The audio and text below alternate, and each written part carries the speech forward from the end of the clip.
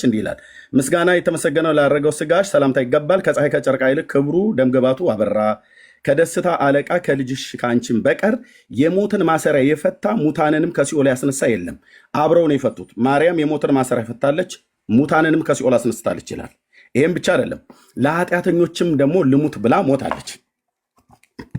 ራሷ ስትናገር ሰላም ሕማማትና ግብረ ማን ነው ሰላም ሕማማትና ነገረ ማርያም ላይ እንደዚህ ይላል። ሁሌ የምናሳየው ማለት ነው። ቤዛ የሚሏት ከዚህ ተነስተው ነው። ብፁዕነታቸው ይህንን በደንብ ነው የሚያውቁት። ስለዚህ ማርያም ለኃጢአተኞች ኢየሱስ ለኃጢአተኞች ስለሞተ እንጂ ምክንያተ ድኅን ስለተባለች አይደለም። ከዚህም በኋላ እርሱ ፀሐየ ጽድቅ እግዚእነ ኢየሱስ ክርስቶስ እመቤታችን እግዝእትነ ማርያምን በጊዜ ሞታ መከራ ከመከራ ወደ ትፍስሕት ወደ ዕረፍት ከሐዘን ወደ ትፍስሕት ትሄጂ ዘንድ ሙች አላት። እርሷም እግዝእትነ ማርያም ልጄ ወዳጄ ሆይ አንተን ወልጄ አንተ እናት ሆኜ እንዴት ልሙት ብትለው፣ እርሱም ፀሐየ ጽድቅ እግዚእነ ኢየሱስ ክርስቶስ እመቤታችን እግዝእትነ ማርያም በፍቃዷ እንዳልሞተችለት ጊዜ ለመጠቀም ስለፈለግኩ ነው። እንዳልሞተችለት አውቆ 9999 ነፍሳት ተኮንነው ገሃነመ እሳት ሲወርዱ አሳያት። እነዚህም ነፍሳት እመቤታችን እግዝእትነ ማርያም ባዩ ጊዜ እመቤታችን ሆይ ለዘመዱ የማያዝን አንጀት ራሱን የማይሸከም አንገት አንጀቱም አንጀት አንገቱም አንገት አይደለም፣ ከልጅሽ አስታርቂን ከገሃነመ እሳት አውጭን ብለው ወደ መንግስተ ሰማያት አግቢኝ ብለው ቢያለቅሱባት፣ እርሷም እመቤታችን እግዝእትነ ማርያም ልጄ ወዳጅ ሆይ እባክህ ማርልኝ አለችው። እርሱም ፀሐየ ጽድቅ እግዚእነ ኢየሱስ ክርስቶስ እኔ ደቂቀ አዳምን ከገሃነመ እሳት አውጥቼ መንግስተ ሰማያት ያገባው ተገፍፌ ተሰቅዬ ተቸንክሬ ሞቼ ተነስቼ አይደለምን? እዚህ ጋዩ አንቺም ለነዚህ በኃጢአታቸው ምክንያት ካልሞትሽላቸው በገሃነመ እሳት ወርደው ይቀራሉ አላት። እርሷም እመቤታችን እግዝእትነ ማርያም እነዚህ ነፍሳትን ለዘላለም በገሃነመ እሳት ወርደው ቢቀሩስ እንኳንስ አንድ ጊዜ 7 ጊዜ ልሙትላቸው ብላ ሞታለች። በኋላም ለፍጥረት ሁሉ መጽደቂያ ሆና ተገኝታለች። ስለዚህም ውህበት በቅንፍ ስውጠት አላት ይላል። እዚህ ጋር ወልድኪ ነፍሳተ ሶባ አርአያኪ ብሎ የሚለው ክፍል አሳያለሁ በኋላ ላይ ማለት ነው። እሺ፣ ስለዚህ ግደለኝ ብላ ስትል በዚህ እንደውም ይሄኛውን ክፍል አባ ጊዮርጊስ ዘጋስጫ ሰላመ ሕማማት ብሎ በሚለው በዚሁ ክፍል ላይ ያው ወልድኪ ነፍሳተ ሶባ አርአያኪ በእሳተ ኩነኔ ዘሐሙ ማርያም ትብሊ በእንቲአሆሙ ቅትለኒ ለቤዛ ሆሙ ሰላም ለኪ ቅትለኒ ለቤዛ ሆሙ ለሞትላቸው ግደለኝ እያለች ማለት ነው። ኦኬ ሞታለች ማለት ነው ለኃጢአተኞቹ። ኦኬ ከዚህ የተነሳ ለኃጢአተኞችም ሞታለች ይላል። ይህም ብቻ አይደለም፣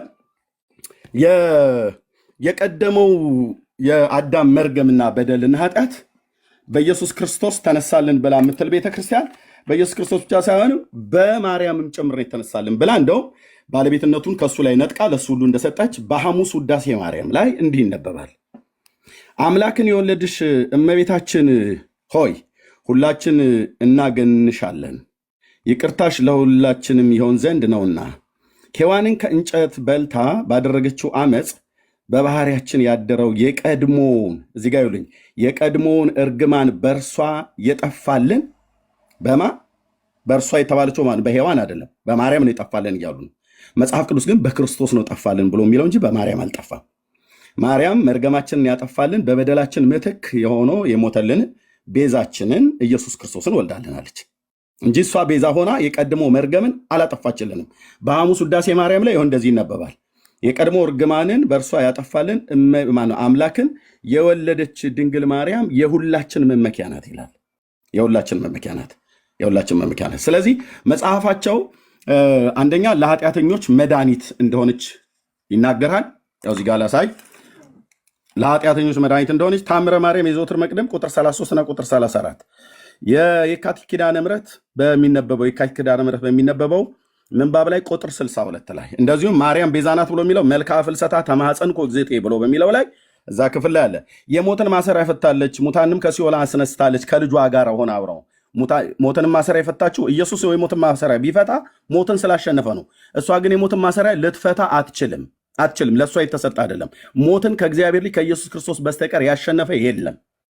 የጌታዬ እናት እዚህ ጋር የሰራችው ስራ የለም። የኢትዮጵያ ኦርቶዶክስ ተዋሕዶ ቤተክርስቲያን ዝም ብላ የሰጠቻት ነው። ሙታንንም ከሲኦል ያስነሳች ይላል። ሙታንንም ያስነሳ እሱ እንጂ እሱ አይደለችም። ከሲኦል አላስነሳችም። መልክዓ ፍልሰታ ስቡሐ ዘተሰብሐ ብሎ በሚለው ላይ ሰላም ለፍልሰተ ስጋኪ ስቡሐ ዘተሰብሐ ብሎ በሚለው ክፍል ላይ በመረጃ ሳይቻሉ መጽሐፍቶችን ለኃጢአተኞችም ልሙት ብላ አለች። ከዚህም የተነሳ ነገረ ማርያም በዚሁ ባሳየሁት ላይ ሞታለች። እንደዚሁም እዚህ ሕማማተ መስቀል ላይ ቅትለኒ በእንቲአሆሙ ብለዋለች። ኦኬ ስለነሱ ልሙት ግደለኝ ብለዋለች ማለት ነው። ኦኬ ከዛስ የቀደመው እርግማን የጠፋልን በእርሷ ነው ብሎ ውዳሴ ማርያም የሐሙስ ውዳሴ ማርያም ላይ ይናገራል። በጥቂቱ ነው ዮኒ፣ በጥቂቱ ማለት ነው። በሌላ ቀን ሰው ከመጣ በጥቂቱ ይህንን ብዬላለሁ። ስለዚህ የኢትዮጵያ ኦርቶዶክስ ተዋሕዶ ቤተክርስቲያን ብፁዕ አቡነ ገብርኤልን ትክክል አይደሉም ብላ ስትል መብቷ ነው። እኛ እንደ መቼም ትልልቆችን አባቶች ብለን ስንጠራ ምን አባቶች ብላችሁ ትላላችሁ ብለው ይሉናል። ቀሲስ በኩሉ ፕሮቴስታንቱ አባት በሌለም ብለዋሉ። እንደው ፈቃዳቸው ከሆነ በሌላ ቀን ከኔ ጋር በዚህ ጉዳይ ላይ አባት እንዳለና እንዳሌለ ባወራ ራሱ ደስ ባላይ ነበር፣ ግን በፈቃደኝነት ላይ ተመሰረተ ማለት ነው። ስለዚህ እኛ አባቶች አሉን እንጂ አባቶች አሉን። አባት የሌለን ከኮሲ ላይ የበቀልን ትላትሎች አይደለን። በደንብ አባት አለን፣ ታሪክ አለን። ሪፎርሜሽን 16ኛው መቶ ክፍለ ዘመን ላይ ቢጀምር በሉተር ቢጀምርም ከዛ በፊት ግን የክርስቶስ ቤተክርስቲያን በሆነችው በካቶሊክ ቤተክርስቲያን ውስጥ የነበረ ከዛም ደግሞ ወደኋላ ሐዋርያቱም ጭምር የሚያውቋት የቀደሙ አባቶችንም ጭምር ከነ ፖሊካርፕ ጀምሮ የምንቀበል ከሐዋርያቱ ነው የምንጀምረው። የብሉይ ኪዳን ነቢያትን እንቀበላለን፣ የአዲስ ኪዳን ሐዋርያትን እንቀበላለን። የደህንነት ጥሪ ልጥራላችሁ ብለዋል። እኔ እንደውም የደህንነት ጥሪ ለእርሶ ልጥራ። 11 ሆነው እኮ ባይሆን እኔ ማጠቃለያ ሊሰጠኝ ይገባል። ለምን ሌላ አንድ ኦርቶዶክሳዊ ቁጥራችን እኩል መሆን አለበት ወይ ሌላ ሰው አስገባ፣ አለበለዚያ እኔ ምክንያቱም ቁጥሩ ሙሉ ወጥቷል እኮ አባታችን። እንግዲያስ እኔ ልመልስ። ለምን መሰለህ ቁጥሩ እኩል አልሆነም። አይተህ ከሆነ ዲቤት ካረጉ ሰዎች ጀምሮ ያለው ቁጥር እነሱ ጋር እኩል ነው ቁጥሩ። ኖ ቆይ ልቁጠርልህ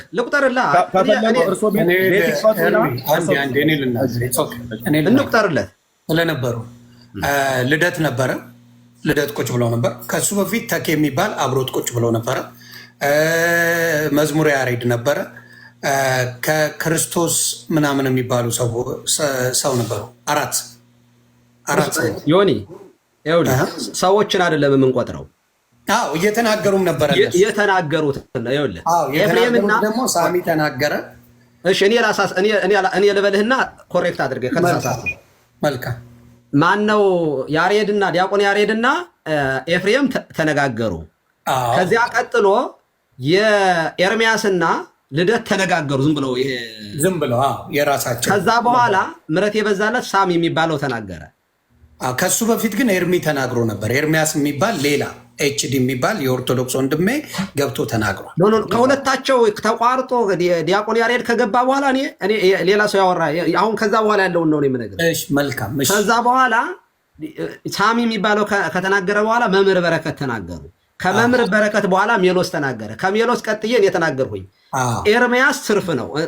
አሁን ያወራው ኤርሚያስ በትርፍ ነው። ባላንስ የሚመጣው የተናጋሪዎቹ ሰዎቹ ሳይሆኑ ትምህርቱን በመስጠት ባላንስ የሚሆነው ሌላ አንድ ሰው ከተናገረ ነው። ከዚህ ቀጥሎ ቤቱን ከጀመርክበት ጊዜ ጀምሮ ከተናገሩት ነው መቆጠር ያለበት እንጂ ቀሲስ በኩሉ ከገቡበት አይደለም መቆጠር ያለበት። አይደለም። እሺ 5 ደቂቃ ስጠኝ። 5 ደቂቃ እኔም 5 ደቂቃ አገኛለሁ አይደል? ሌላም አሁን 5 ደቂቃ እየተባባለ ሄዳል። መሀል በነበረው እኮ ተነጋግራችሁ አይደለም ዮኒ ሰዎች እኔ እያወራሁ ያለው ክርስቶፎርስ ተናግሮ የለ እንዴ? አልተናገረም። ዝም ብሎ እንደውም እሱ ወረድ ቆይ ኤርሚያስ አንዴ በእናትህ 20 ደቂቃ እኮ የተናገረው ክርስቶፈር ነው። ኦኬ ምናልባት እኔ ከመስማቴ በፊት ከዲያቆን ያሬድ ተቋርጦበት ተመልሶ ሲገባ ነው የገባው። ተመልሶ ሲገባ ምን ሆነ? ከዛ በኋላ ዲያቆን ያሬድ ገባ። ኦኬ በቃ ይሁን ትቼዋለሁ። ምን ችግር የለም። እና 20 ደቂቃ ሙሉ ክርስቶፈር ነው የሚባለው ነው። እና ሰላማችሁ ብዝት ይበልልኝ። ሌላ ጊዜ የምትፈልጉ ከሆነ እንደሱ እናደርጋለን። ክበሩልኝ ሁለታችሁ። እኔ የምለው ነገር ስላለ እንግዲህ እኔ የምለው ነገር አለ። መዋሸት አልፈልግም። ከየትኛውም ሁን ችግር የለብኝም። ሪከርድ አድርጉ ብሎ ልደት በተናገረው ላይ ነው የምናገረው። ሪከርድ ያደረጋችሁትን የእኔንም ቃል ታደረጉትና ከዛ በኋላ እንነጋገራለን። በቤዛነት አባታችን ሲናገሩ በኦርቶዶክስ እመብርሃን ቤዛ የምትባለው እንደ ሌሎቹ ቅዱሳናት አይደለም። እንደ አዳኝ ተደርጋ ነው የምትደረገው። በሌሎች መጽሐፋት ላይ እንደ አዳኝ ተደርጋ እንደ አዳነችን አድርገው የሚያስተምሩ መጽሐፎች አሉ። ቃል በቃል ሲናገር ልደትን ከሰማችሁት አንዳንድ የስህተት ትምህርቶች ሊኖሩ ስለሚችሉ እኛ ሌሎች የገድላት መጽሐፋትን ቤዝድ አድርገን አንነጋገርም ማለት እሱን አይደለም። መጀመሪያ በክርስቶስ ሲባል ኤርሚያስ መጣ። ኤርሚያስ መጣን። አይ የዛ ትምህርት ስላለው የደህንነት ትምህርት ስላለው አብሮ ጠቅሶ ስለሚናገር ኦርቶዶክስ ያንን ስለምትጠቅስ ክርስቶስንም ምንንም አድርጋ ስለምታረግ አንድ ላይ ነው መሆን ያለበት ተባለ። ተስማሙ። እሺ ተስማማው አለማ ልደት ከተስማማ በኋላ መልሶ ምን አለ? አይ ይሄን አደርጋለሁ አለ። በኮሆስት ነው የምናደርገው አለ። ልደት በኮሆስት አላደርግም አለ ኤርሚያስ። ለምንድን ነው ያላረኩት? ከዚህ በፊት ሙስሊም ወንድም ጋር ሲወያዩ ምን አድርጎታል? ሚውት አድርጎታል። ይሄ ነገር ጥርጣሬ ስላለኝ ምን አላረግም? በኮሆስት አላረግም። በመሃል አንድ ሰው ዳኛ ይኑር ወይ ዮኒ ማኛ ቤት ወይ ሌላ ቤት ሄደን በኮሆስት ሳይሆን በዳኛ እንነጋገር ደቂቃ ተይዞልን ተባለ። ከዛ ልደት አለ ምን አለ? ያዙልኝ ኢትዮ ሪከርድስ ላይቭ ምናምን ያዙልኝና ኤርሚያስ ፈርቶኛል ሲል ነው አልፈራህም አልኩት። አልፈራህም ያለውን ቃል በቃል ኤርሚያስ ነው የተናገረው። በኮሆስ ሌላ ሰው ሚውት ስታደርግ ስላልጀውኝ ይሄንን አላደርግም፣ ሰው ካለ ግን አደርጋለሁ ያለውን ይሄኛው ሪከርድ አድርጉልኝ። ፈርቶኛል አልወያይም ብሎኛል ብሎ ሲል ነው አትችልም ነው ያለው። አትችልም፣ አትዋሽም። እኔ ቤት ሆነ አትዋሽም፣ ሌላ ቤት ሄደዋሽ ማንህም ነው አላዋሳሽም። እዚሁ በጆሮ የሰማሁት። ስለዚህ ሪከርድ ተደርጎ ስለሚፖሰት ይታያል። ዋሽተሃል፣ ልደት ዋሽተሃል። መጀመሪያም ደግሞ ስንወያይ እኔ ቻሌንጅ አልቀበልም፣ ዝም ብለህ ኦርቶዶክስ ስለሆንክ ብቻ አልቀበልም። እነግርሃለሁ ልደት፣ ሌሎቹንም ብታመጣልኝ ባሳየኝ መጽሐፍ ቅዱሳዊ ጥቅስ ጠቅሰ ባስተማርከኝ እንጂ የምቀበል ኦርቶዶክስ ሆነ ስለመጣ አልቀበልህም እያልኩ ነው። አዳው የምቀበል ስታሳየኝ መጽሐፍ ቅዱሳዊ በሆነ ነገር ስታሳየኝ ከዛ እንቀባበላለን። ያንተ ምንድን ነው ያናደደ? እንደ ሌሎቹ እሺ እያሉ ይቀበሉሃል። እንደ ሌሎቹ በግ አይደለሁም እኔ። ከአንተ የበሰለ ጭንቅላት እንጂ ከአንተ ያነሰ ጭንቅላት የለኝም። ልደት እነግርሃለሁ፣ ምንም የምትበልጠው ነገር የለም። ምንም ከዚህ በፊት አንተ ስለ ክርስቶስ ሰብከ ሙልጭ አድርገው ሲሰድቡ ነበር እኮ ወይ ፎርጌት ሙልጭ አድርገው አስተምሮ የተሃድሶ ነው ተብለ ስትብጠለጠል ነበር። እረሳዋለሁ ነ እኔ አይደለ እንደ ቪዲዮ የሰራውልህ እምረሳ ሰው እኮ አይደለሁም። ምንድነው ስለ ክርስቶስ ሜሎስ ይቅርታ ልደት መስበኩ ምንድነው ችግሩ ብዬ እኮ ፊት ለፊት ወጥቼ ተናግሬልሃለሁ። ስለዚህ አንተ ችግር ምንድነው? የማያውቁ ህፃናትን ትሰበስብና አስተምራቸዋለሁ ነው። ኖ ሂ ካን ዱ ዳት። እኔ ህፃን ልጅ አይደለሁም። አምና ማንበብ የምችል ሰው ነኝ። የእንግሊዝኛውንም የአማርኛውንም በደንብ አድርጌ የማነብሰው። ስለዚህ ማታለል አትችልም። መማር ካለብህ የእኔ ቤት ይቅርብህ፣ ከኔ ጋር ስላልተመቻችን ሌላ ቤት ላይ በደቂቃ ተይዞላችሁ ተነጋገር። እርግጠኛ ነኝ ኤርሚያስ ወጥ ቦጥ አድርጎ ያባራል። እርግጠኛ ሆኜ ነው የምነግርህ። ኤርሚያስ ወጥ ቦጥ አድርጎ ያባራል። በእርግጠኝነት ስለማወራ ነው። ለምን ያ ቤት አለ ራስህ ብለኸዋል። አንዳንድ የተሳሳቱ ነገሮች ስላሉ በሱ አላደርግም ብለሃል። ዳስ ዋይ እውነቱን እንቀበል። ለምን አባታችን በደንብ ያውቃሉ። ይቅርታ ተገደውን የጠየቁት ስራቸውን ያስቆሟቸዋል። ይሄን ያህል የኖሩላት ኦርቶዶክስ ተዋህዶን ያልሆነ ትምህርት ስለሚያስተምሩ ስለሚያውቁ ይሄኛውን ቤዛ የሚባለው ክርስቶስ ብቻ ነው፣ አዳኝ ክርስቶስ ብቻ ነው ብለው ሲናገሩ አማንቁርታቸው ተይዞ አባታችን ይቅርታ እንዲጠይቁ ተደርገዋል። ማስተባበያ ሰጡ ተብለዋል። ይህን ነገር አያውቁም እንዴ? የበሰሉ ናቸው።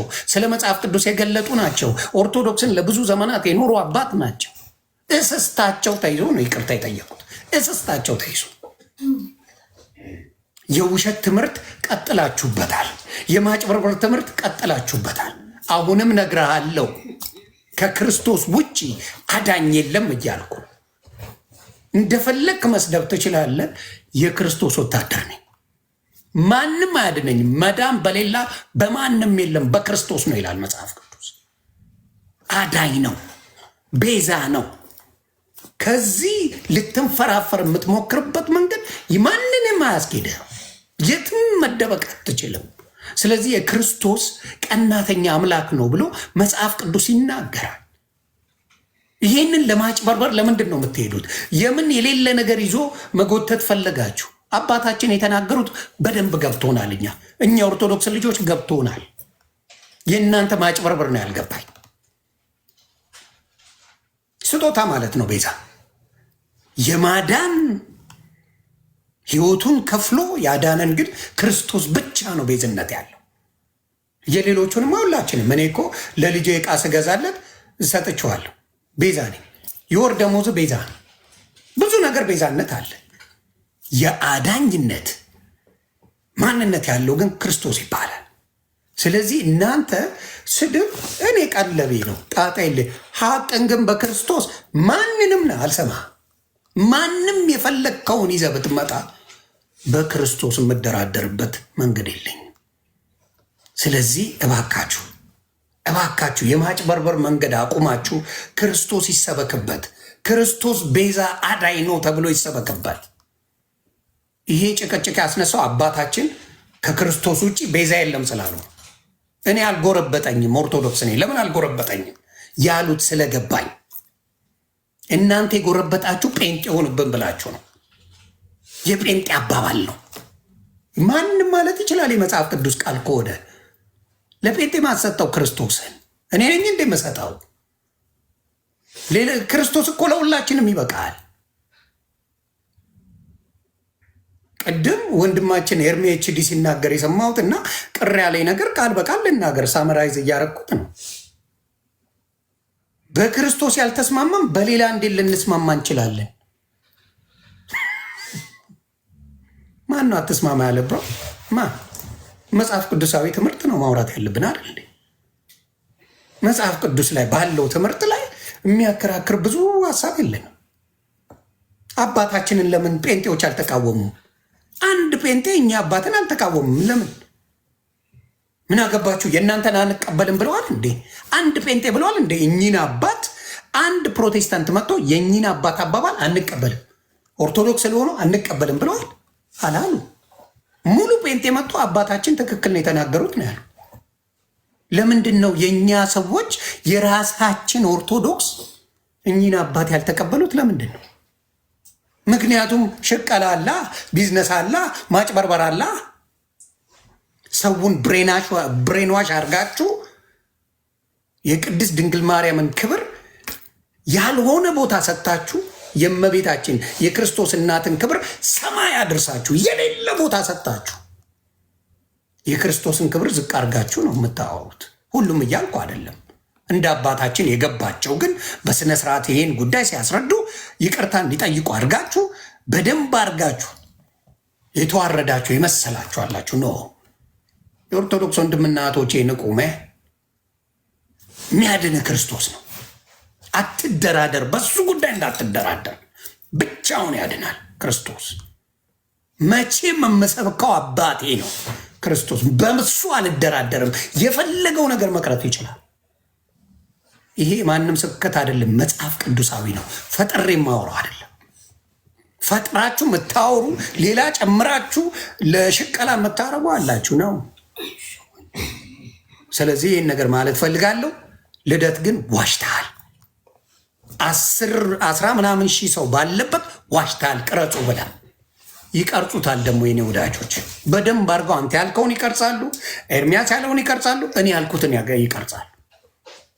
ስለዚህ መዋሸቱን አቁም ለማለት ነው። ሌሎቻችሁ አሁንም እኔ ከአባታችን ጎን ነኝ።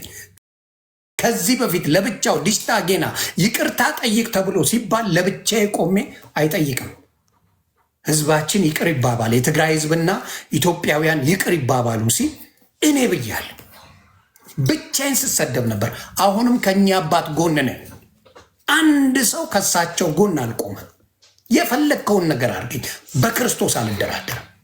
ከአባታችን ጎን ነኝ። የጠየቁት ይቅርታ፣ አታጭበርብሩ፣ አታታሉ። አባታችን ትክክል ነው የተናገሩት። በጉልበት ነው ይቅርታ ያስጠየቃቸዋቸው። በጉልበት ነው። እመሰክራለሁ። አባታችን ትክክል ናቸው። ከጎናቸው ቆማል። ስሰድበኛል፣ ከስድብ አታልፉ። ሀቅ ግን እሳቸው ጋር አለ። የክርስቶስን ቤዝነት ለመጀመሪያ ጊዜ በድፍረት የተናገሩ አባት አቡነ ገብርኤል ይባላሉ። በድፍረት የተናገሩ በድፍረት የተናገሩ አባት፣ ሊሸለሙ የሚገባቸው አባት፣ እንደ ክርስቶስ ሊሰቀሉ ኦልሞስት የተፈረደባቸው ሊሰቀሉ ስል ስድባቸው የተሰደቡ ስድብ አግኝተው ቢገሏቸውም ደስ የሚላቸው ሰዎች አሉ። ያሳደዷቸው አሉ። ልክ ክርስቶስ እንደተሳደደው እኚህን አባት ማሳደድ ተጀመረ። ስለዚህ አባታችን ልክ ናቸው። አባታችን ልክ ናቸው። ስጋ ለባሽ ስለሆኑ ግን አደባብሰው ቪዲዮ ሰርተው ዩቲዩብ ላይ ወዲያው አስለቀቋቸው። አባታችን ልክ ናቸው። ከክርስቶስ ውጭ ማንንም አልሰማህም። ሰላማችሁ ይብዛ። መልካም ጊዜ። ሰላማችሁ ይብዛ።